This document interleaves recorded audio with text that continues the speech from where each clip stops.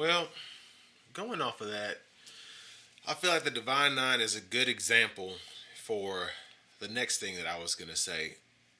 Basically, going off that point, I feel like people don't realize why a lot of groups come together, and a lot of the time it's because they couldn't go anywhere else. The reason that the Divine Nine and those kind of sororities existed is because, heck, at that point in time when those groups were created, they couldn't really go anywhere else because the other groups wouldn't have them.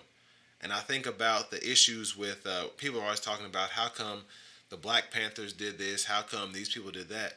Well, everyone else was just trying to live their normal lives, but they couldn't.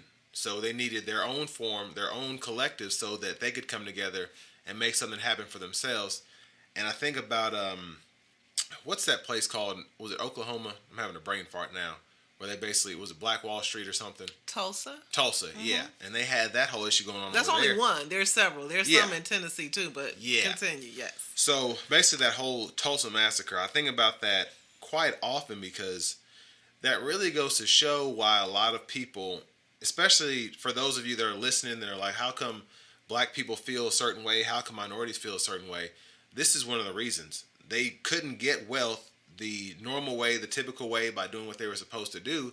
So they had to basically do it themselves, start from scratch.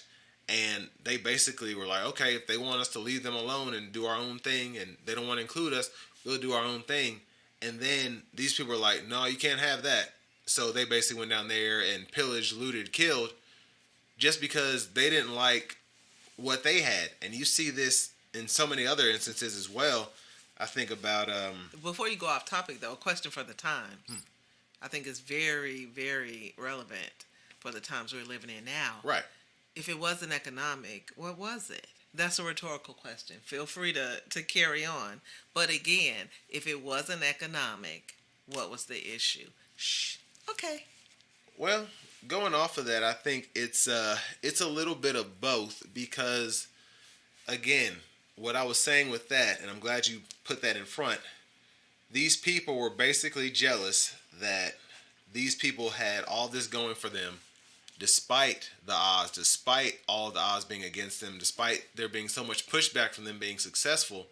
So that makes it even worse. And you see that with bullying a lot of the times. There'll be somebody at school and the bully wants the person that they're bullying to fight back. They want them to yell at them. They want them to fight so that they can basically know that they got to them. So when those people are ignoring the bully, a lot of the times, all that does is make the bully try harder. Mm-hmm. They're like, wow, they don't even care that I'm out there trying to get them riled up. They're you said at school? Anywhere. At work too, yeah. Yeah, okay. I mean, heck, you be driving out on the road, I don't know. Right. This stuff's crazy. But that's just what you see in, again, today's world. And that's the issue that I feel like so many people don't. Again, like you said, this is why you need to know your history. So many people don't realize that all of this is connected. And the reason that we say these things, that it has to be more than just economics, there has to be some other thing involved, is because we've seen that throughout history. Going back before slavery, you can even see that in other countries. Like back in whatever wars there were in the 1200s, 1300s, there's always been something where even religion, something has to divide us. And if they're unaffected and they're living their own life and I'm trying to get them riled up, I'm trying to fight them, that only makes me want to fight them harder. And that's really what you're seeing today. And you are seeing this with a lot of supporters of Donald Trump. And you even saw this with a lot of Biden supporters, where a lot of people went out and voted, not just because of their party, but because they didn't like anything that this side stood for. And you saw this with basically going from an Obama presidency to a Biden presidency, where Obama, I mean, the economy was doing relatively well. There was a big hole that had to be dug out of, but it was basically however many months of job growth there were, it was going up, up, up, and then you still were like, let's go this way. No, that's typical under Democratic leadership. Again, fact check me. The economy is typically stronger, and the gap between the wealthy and middle to lower class is typically smaller under Democrat leadership. But again, that's a fact that a lot of people don't want to hear because, and I respectfully disagree with part of what you said, I don't think it's economic at all. I think that as a culture, once again, we have fallen into a scarcity mindset as opposed to um, an abundance mindset.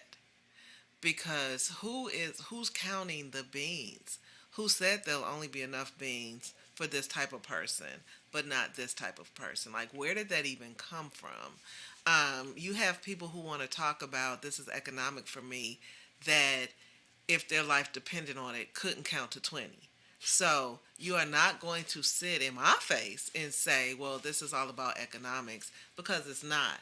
Because if you and I are at the same economic level, you ought to know what I know, and that is when there's a Democrat in the White House, and I don't really care which Democrat you want to refer to, the economy will be stronger, the jobs outlook is better, and the gap, and this is real important, the gap between the wealthiest Americans and the middle to lower class, economically speaking, Americans is the smallest. It tends to shrink under Democratic leadership and expand under Republican leadership.